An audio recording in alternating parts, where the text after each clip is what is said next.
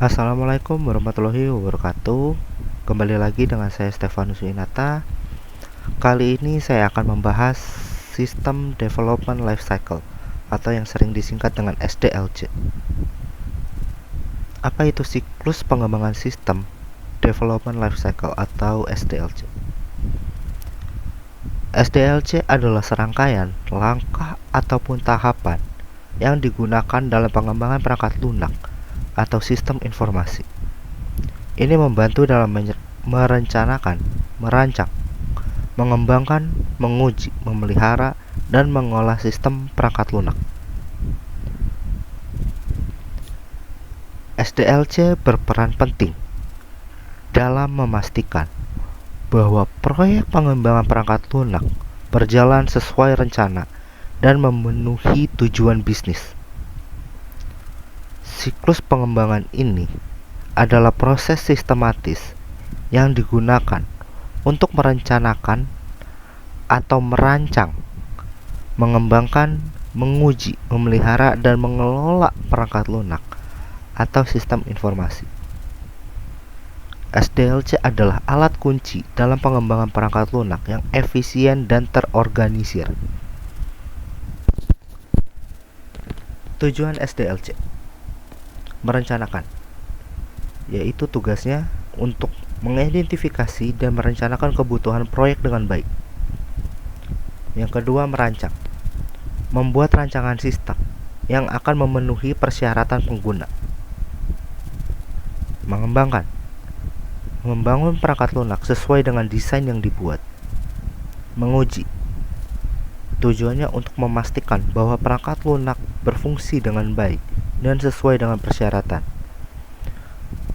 Mengimplementasikan, tujuannya untuk meluncurkan sistem ke lingkungan produktif. Memelihara, bertujuan untuk memperbaiki bug, mengembangkan fitur, dan memastikan kelancaran sistem. Mengelola, bertujuan untuk mengelola perangkat lunak selama siklus hidupnya. Tahapan-tahapan SDLC. Perencanaan atau planning.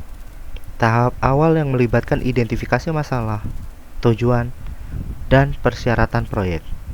Menemukan anggaran, sumber daya, dan jadwal. Yang kedua adalah analisis. Menganalisis persyaratan pengguna, kebutuhan bisnis, dan masalah yang dipecahkan oleh sistem. Membuat dokumen persyaratan.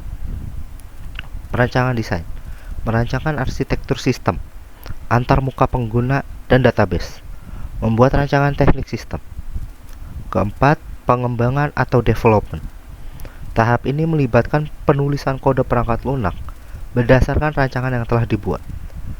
Tim pengembang akan merancangkan, mengkodekan, dan menguji komponen perangkat lunak. Yang kelima, pengujian atau testing. Bertujuan untuk melibatkan pengujian sistem untuk memastikan kualitas dan fungsionalnya. Pengujian dapat mencakup pengujian unit, integritas, sistem, dan penerimaan. Implementasi atau deployment, menerapkan sistem ke lingkungan produksi, memastikan pemeliharaan yang mulus dari pengembangan ke produksi. Yang ketujuh, pemeliharaan atau maintenance, bertujuan untuk memelihara perangkat lunak dengan memperbaiki bug, mengembangkan fitur, dan melakukan perubahan sesuai kebutuhan. Model-model SDLC.